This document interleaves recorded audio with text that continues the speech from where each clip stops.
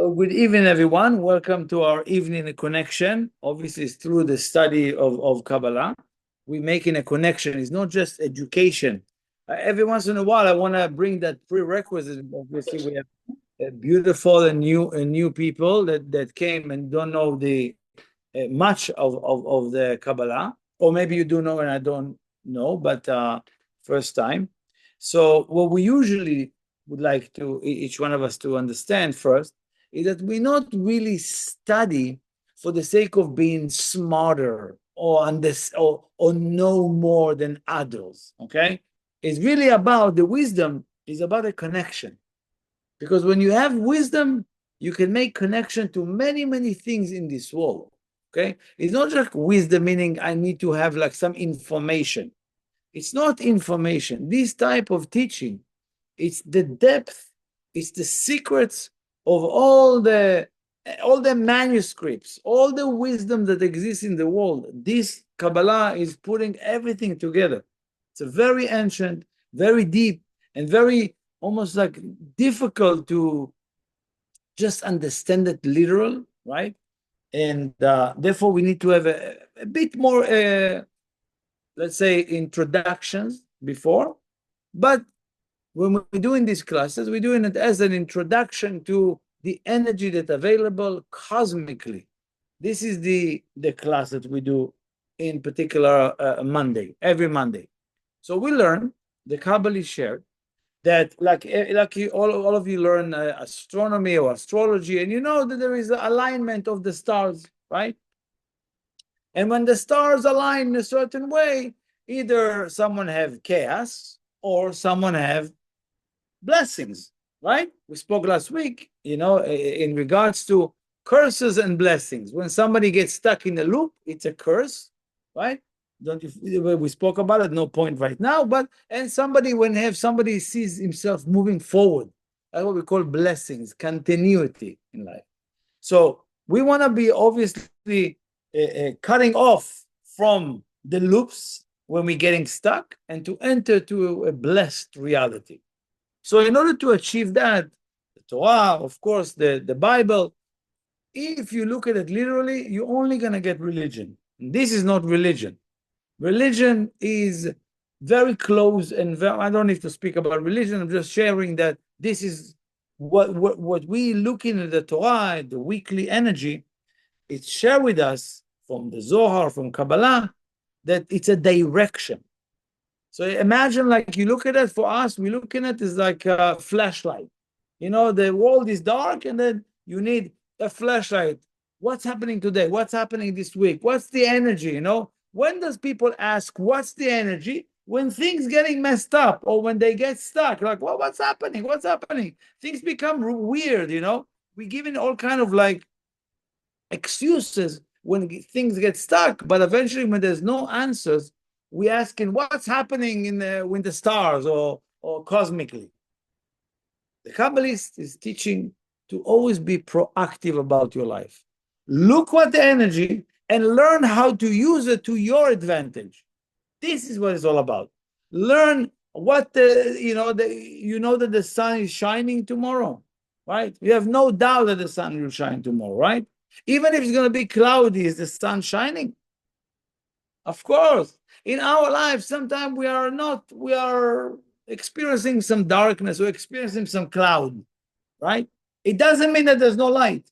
It doesn't mean that the light is not on us. It doesn't mean that things doesn't manifest in our life. It's just behind the cloud for now. And all of us who learn through the knowledge, through the understanding, through the wisdom, we start to move. What is when you study spirituality? The spirit, the ruach. Ruach is spirit. Ruach is also wind, the energy of wind. So you can blow, when you're a spiritual person, have the strength to blow any blockage, to blow away any cloud, any illusionary reality. That's the real spirituality that we're talking about.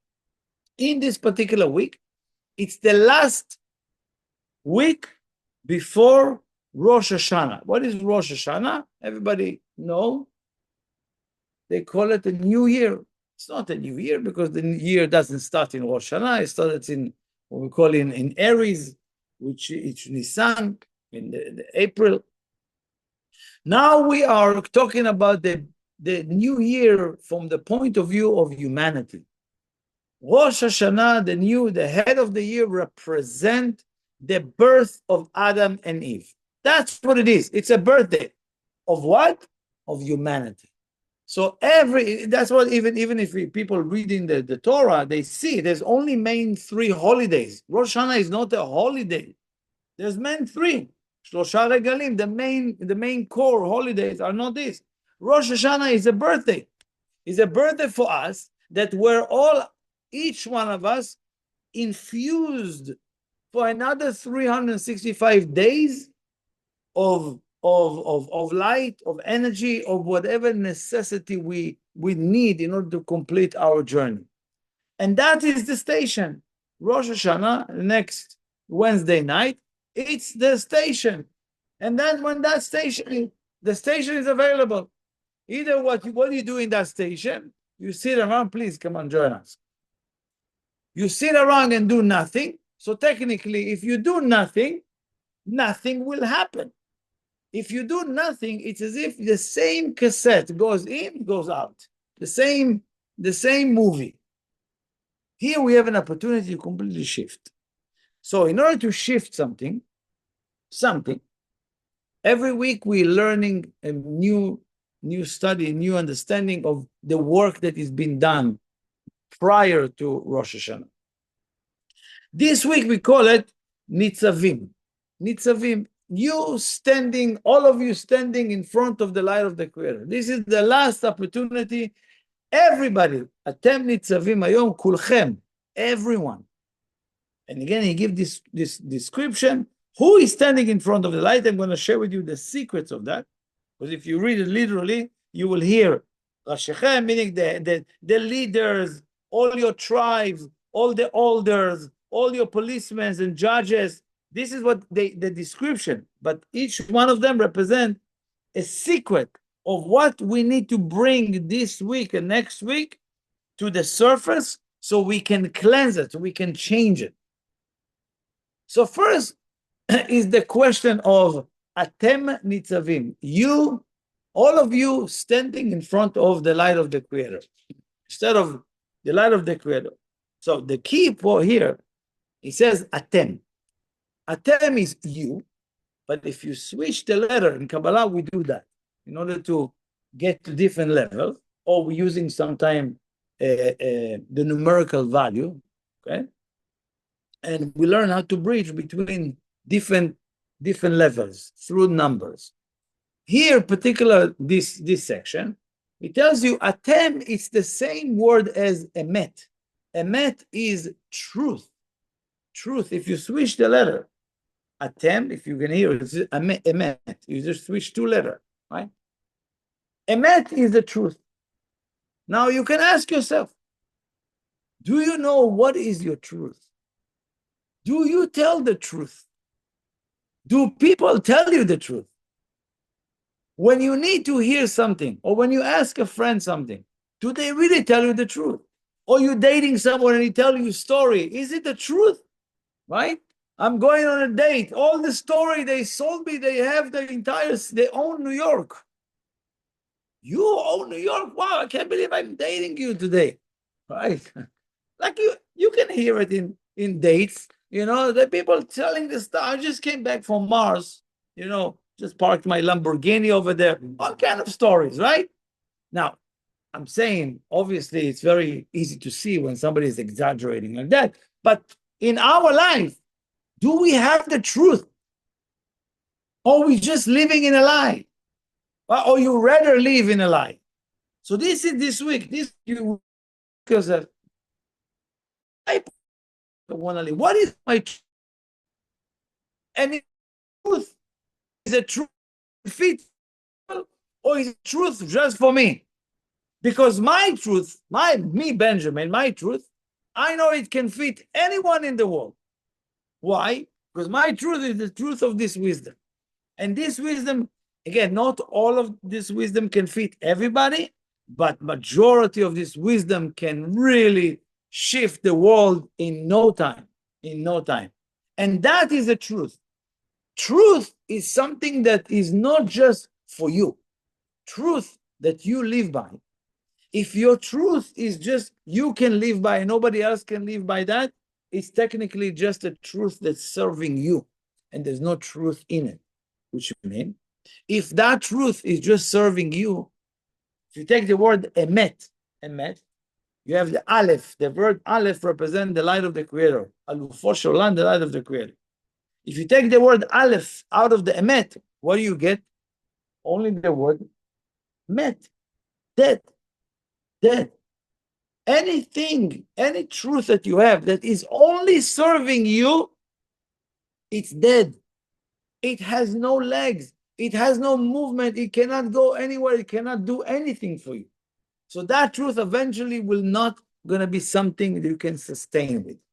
So this year, we will have to have some truth that is related to the collective. Some truth that the collective can agree on. Because we see there's so much disagreement in this world. And you just need to bring politics, election, and you're done with the conversation. And you're done. There's nothing going on there.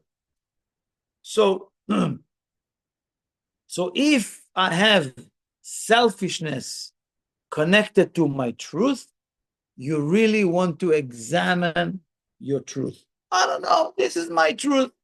Okay, whoever doesn't like it, doesn't. You can say it a million times. Eventually, you're going to be alone. That's why the loneliness is the biggest disease, because people, think that if you want to be my friend, live by my truth. Oh, if you want to be my friend, it's my truth. And eventually, both of them are liars, because they cannot be together. That truth is have no power there. So,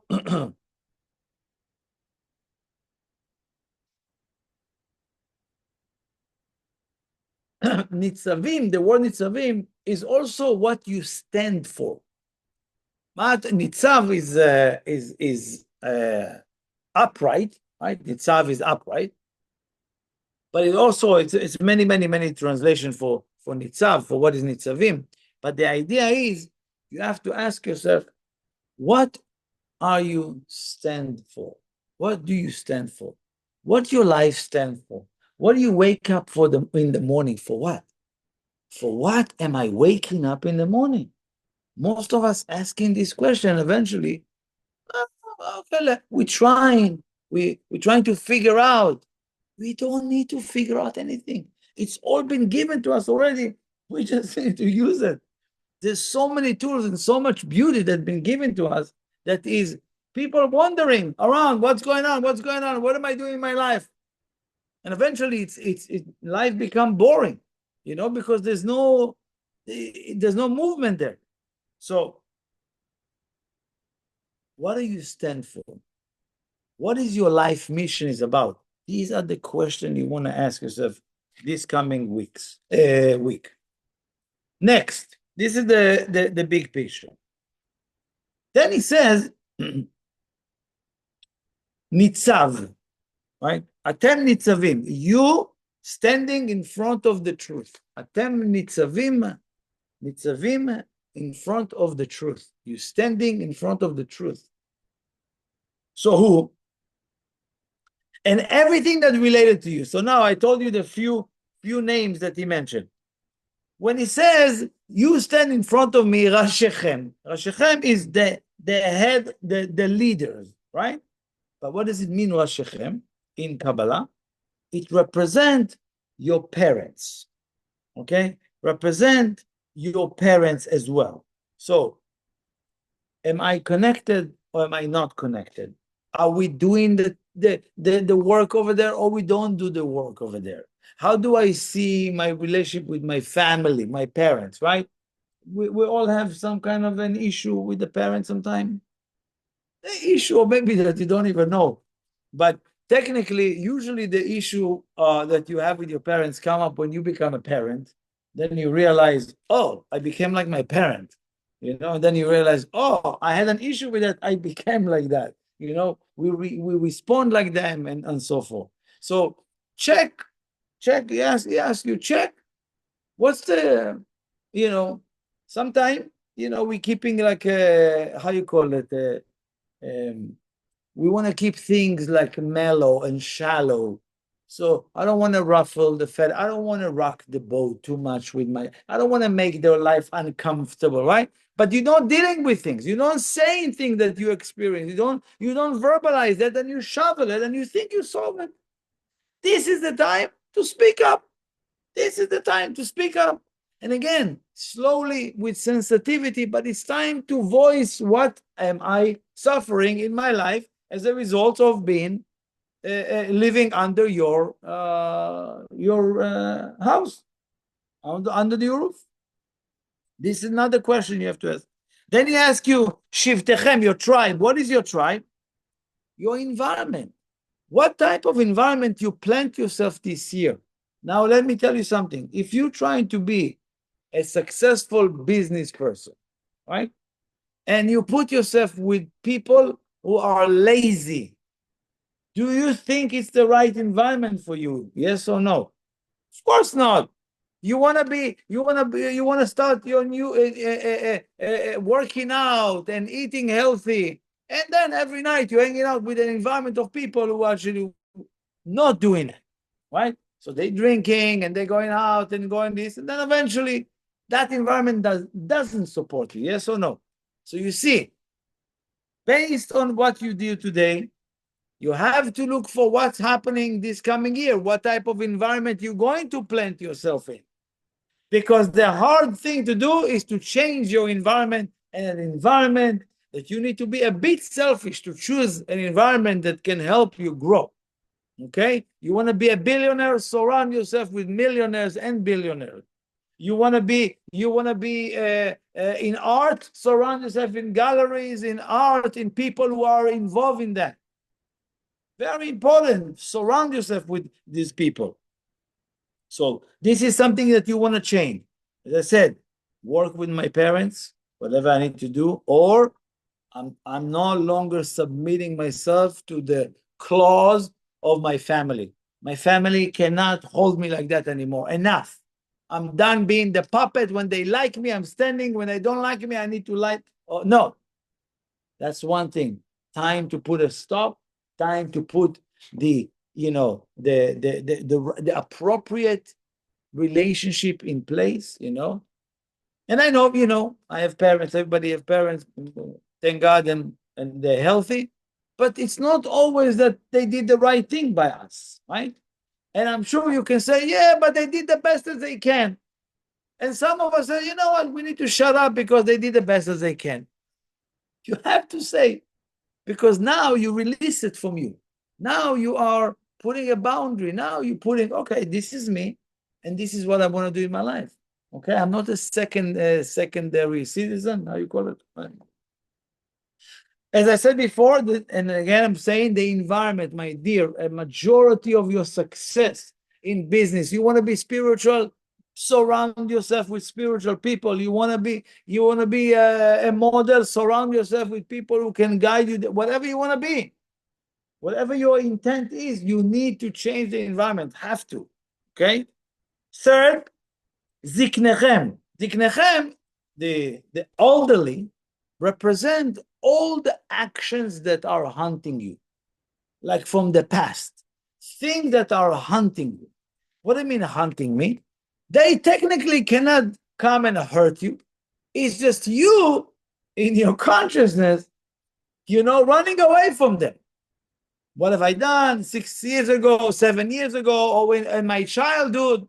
No, they cannot. You just need to look at those actions or the falling that you had and take responsibility.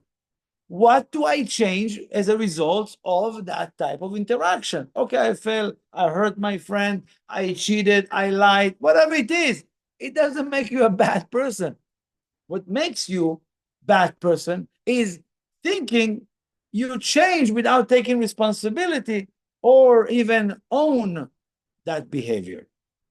So Ziknechem can represent for you many, many actions, many old things that we're dragging along, that we carry along, all the chains that you carry that makes a lot of noise and heavy weight. And obviously, when we're talking about a shotrechem, your policemen, what police represent, right? Police represent what you need to learn, all the lessons. So for example, this year, if you remember, in the last 360 days, right? Did you had a very hard lesson? If you didn't really mark it or engrave that on your bones, that lesson is not a lesson. Every lesson that you learn, there's like, oh, that was a good lesson. It went above you, it didn't go. You have to have slogans and write it down and reminders on your phone like it's the most important meeting.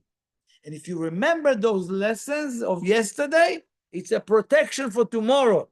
That's the police, right? Because we always joke about it, when you drive in the street and you see a police car, or you drive in the highway and you see a police car. What happened to you? No, you didn't do anything, right? You just like, do I have my driving lesson? Do I have a seatbelt? The lights are on? Did I blink? You start thinking about all the things that you might need to be checking. That's what it is. This is what you need in this time before Rosh Hashana starting. By the way, once Rosh Hashana starts, it's like they pouring cement over the foundation for the year. And therefore you cannot change it. It's very hard to change it. The changes right now, it's almost in the level of, how you call it, plastilina, Play-Doh. Play-Doh. You know Play-Doh? You can still, this Play-Doh is like plastilina, like, right? So that when you have that, you still can design before it starts. After you design, it's already that shape. It's in the oven. It's cooked. That's it. You have to wait another year. So these are the things that they're asking you. Said all of this will come and stand in front of the light of the Creator and tells me, okay, what is that person is going to do? Where is that person is going to be? Right? And it's all going to happening right now. Another thing that's happening that we need to remind ourselves. Maybe it's a cute idea, so I shared it a few years ago, but it's very related to our time. Nitzav in Hebrew, it's the one in English that Nitzavim should say it. Nitzavim. Extras. When there's a movie, when they're filming a movie, there's an extra. Anybody would love to be an extra, right? Just pass by behind me and you're going to be an extra in the movie that we're filming over here, right? But are you the main character, or are you just what is an extra? Extra is someone that supposedly is a human being that happened to be in that area, right? Happened to be that he passed by or said this or sat down in the restaurant, but it's all fake, right? So you have to ask yourself, are you a nitzav? Are you an extra? Or are you a player? Are you the main actor, the main character of your movie? Or are you just an extra standing there? It obviously seems like my life passing by. This year, my teacher always tell us, check if these 365 days, the last 365 days, pass like in a blink.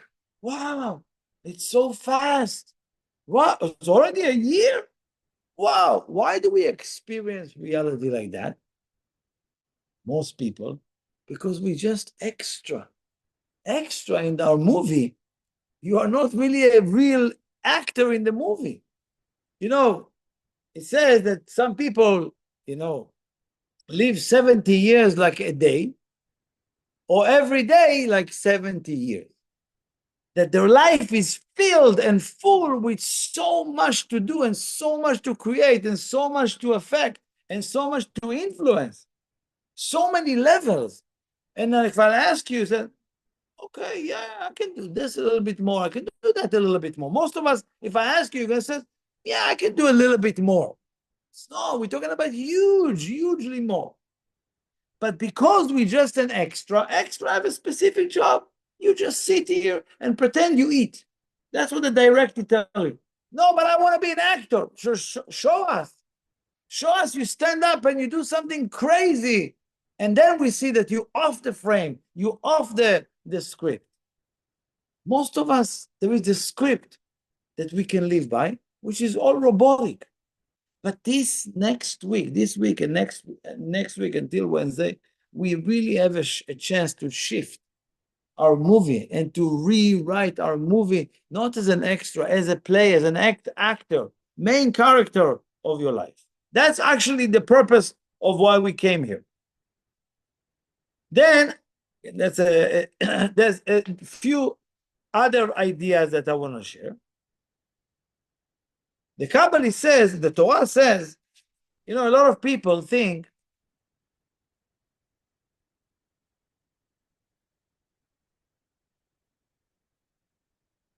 he says, a lot of people, when you tell them study Kabbalah, oh no, it's too much for me. I'm this little person. Oh no, this wisdom is way above me. And all kind of reasons why they not study this wisdom, why they're not going deeper into the spiritual world. And if you ask people, why don't you be a spiritual person? What would they answer? A lot of people, they give this answer, it's far from me. I'm far from that. Right? It's too far from me, these concepts. This week, the Torah instructs us and tell us, Lo bashamayim. The wisdom is down to earth. The wisdom is not up there in heaven. The wisdom is not up there for people who cannot reach. It's for the people who are down here, who are interested to bring down this wisdom, practicality. Lo bashamayim. So remind us that every time something seems like far-fetched, it's only your ego telling you this. It's only your ego telling you it's too far, it's too much for you, you're not in that level. No. Every wisdom that you want to connect to, it's not lo bashamayim, it's not that far-fetched. It's right here and right now you can tap into it. For example, if I ask anybody here, if you're watching it or if you're right here in the class, how far are you from your potential? How far? And what if I need to measure how far are you from your potential? How far is it? Right? Just a point to think about for a second, right? And most of us, if you're really true and honest with yourself, is like, I feel my potential is huge.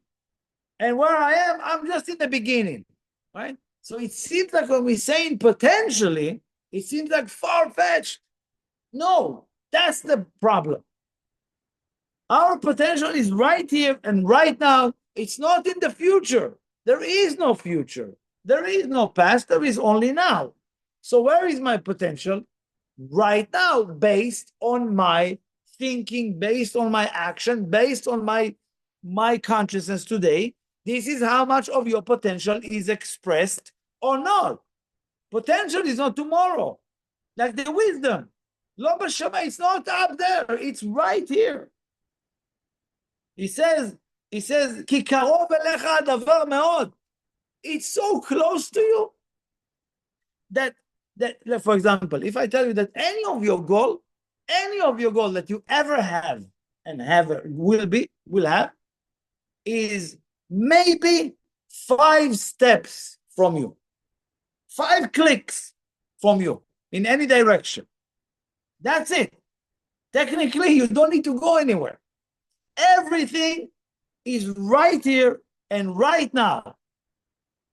So why am I doing all this traveling? Why am I going all the way there for a meeting or coming back there? This is part of what we're calling in Kabbalah the earning. but it's not there. Everywhere you go, you have to remember you take yourself with you. Okay, so it's not there. You brought it over there, wherever you were. Let's say today I had to travel upstate. And anyway, so where is where I travel over there? No, I took myself with me over there. So meaning all the revelation was not there, or some people, my friends, love Burning Man, so all the revelation is over there in Nevada. No, it's right inside of you. But when you go there, you call it there, right? I'm putting quotation right there, because you have to remember you brought the revelation there. It's not that over there the revelation and I went and connected to the revelation. Oh, I went to this amazing festival, amazing party, amazing event. No, it was all the time inside of you. But that place, the environment allow you to express that which was buried inside of you. That's what it's all about. So technically, you don't need to travel anywhere. No, but it's not up there. It's not going to reveal to you when it'll be 70 or 80 or 90. It's right here, right now. And then as the end, I said again, it's so close to you that you will be so surprised. Like, when you happened to you before, when you lost your glasses and all along they were over here on your head. Happened to you before? It's happened all the time. Oh, where's my keys? Where's my keys? In the backpack pocket, right? At the moment of stress or stressing out or about where your key, between that second, you thought the worst. You thought it's like somewhere there I forgot it on the plane, and the plane already is in whatever, in Africa. So please, I would like each one of us to come to the understanding that nothing that you're looking to achieve is up there. Bashamayim, it's in the heaven, or if God will allow it. Religious people sometimes they don't even know what they say. They say sometimes God willing. Have you heard about that? Have you heard God willing? What do you mean? If God willing, what do you mean God willing? What type of, if there is a God who wills, what do you mean? Once you talking this way, you're talking about God who likes you or don't like you, right? You're kind of like talking about the type of creator or light or this that is like argumentative. If you're a good person, I'm going to give you. If you're not a good person, I'm not going to give you. Enough with this nonsense. The will of the Creator is to give us way more than what we're capable even to understand that He wants to give us. The fulfillment that the Creator wants to give us is way more, and we are stuck in such a wheel of human being. God willing, it's the instruction is that you need to have the desire of the Creator. That's what God, even if we just completed that in this class today, that each one of us awaken a desire that the Creator have, not me. My desire is a little plastic cup. The Creator's desire is gigantic, endless, unlimited. And that's what you want to build before coming to Rosh Hashana. God willing. And you waiting. Let's wait. Let's see if God willing. Stop waiting.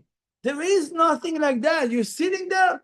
The God that you pray for, whatever it is, He's willing zero to give you. You asking me if I have willing, so you don't know me. You don't know me. So wherever the Creator is obviously in discussion in your life, you should always remember it's right here, right now. It's never far away. Lo bashamayim is not that far. Karov elecha hadavar, it's right here. If you think not, it's really you pushing that away from you. So hopefully this year, if you take the time this week and you really make a shift with yourself, and you don't need to go anywhere, We were speaking this week with my friend about, is it my business or is not my business? Should I stay in my job? How many of us have a question? Should I stay in my job or in my business, or should I move on to different businesses, right? Problem to ask question.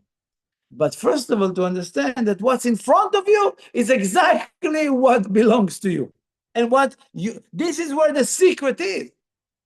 So many people thinking about, oh, tomorrow I'm going to do something new. Meanwhile, I'm doing that. No. Yeah, meanwhile, I'm working as a waitress or as a bartender. So what? Many people looking down. Meanwhile, no, that's what you do. That's great. Connect to it. It will open the next stage. Connect to it. Do it 100%. Awaken desire to it. It will open the next phase for you. Then he says, and this is, I'm going to finish with this. Again, this is the last stage before Rosh Hashana. Maybe we have another Monday, and the Monday next week. But he says to us, הנה נתתי לפניכם את החיים ואת המוות. I gave in front of you life and death. Right? Life and death. And then what he says, ובחרת בחיים. And he's suggesting you should choose life. Is anybody here, if God comes to you and says, listen, I'm giving you life, I'm giving you death, but I recommend you to choose life, right? It's like, it's kind of like a joke, but it's not a joke. It's important to understand the message there. And again, there's many, many messages, but one that I really want to make sure that we awaken here is the choice. You should choose, meaning, yes, today, when you wake up in the morning, did you know that you were resurrected from the dead? Imagine, every time you go to sleep, it's death. Every time you wake up, it's resurrection of the dead. Can you imagine every single day you experiencing the resurrection of the dead? But people wake up this morning. Let's see, should I be excited today or should I not? Should I go to that or not? Should I be spiritual today or not? Should I be positive today? Right? There's all kind of like all nonsense conversation, as opposed to, oh my God, I woke up. They wake me up. They resurrect me. Again, this is the idea of choosing. Because people waking up in the morning are going to continue with the day. They're robotic. They never chose. They never chose to live today. They just continue with, woke up, let's do what I need to do. That's what I need to do. No. Choose to be alive. What do you mean choose to be alive? Because it's not about being alive or not. It's about the choice. Because what does it mean? For example, I spoke about the tree, but when a tree grows, right? When a tree grows, why does it grow? Because every single day, the whole day, he fights to stay alive against gravity. That's what he does. A tree wake up in the morning choosing to grow. Otherwise, it will die immediately. He fights gravity. Do we fight gravity every day? Or we lazy? So hard, right? Most of us are grounded because of gravity pushes on us. We have to fight, right? Well, what do? We do with our shoulder like that. Pay attention, do this for a second, do this. You see, you can do more, right? And then you don't pay attention, you like slow, become lower. That's gravity. We have to choose life. That is what we want to ask again. So one, if you can practice before you're going to sleep, you technically died. That's it. Do you know what's happening with you when you sleep? You don't. You sleep. It's as if you connected. It's called 1/60th of death, but it's the energy of death. That's why you're asking. You know, you ask the Creator, listen, I know I'm gone, but give me the opportunity to wake up and do, give me the opportunity to awaken the desire of the Creator to move. And also, what guarantee for you to wake up in the morning? If you take responsibility for the day, right? Look at the day. Before you go to sleep, look at the day. What have I done? What am I thinking? You know, Atem Mitzavim, was I connected to the truth? How much lies do I have today? How much truth I have today, right? Then that's how you go to sleep, by taking responsibility. You wake up, and you have to wake up with like resurrection. Like, imagine you woke up and choosing to be alive, choosing to bring life into every moment, choose to inject life into everything that you do. That's guarantee for us a year that is full of light every single moment of our day. So thank you so much for joining us, and have a beautiful rest of the week. And I'll see you one more time before Rosh Hashana.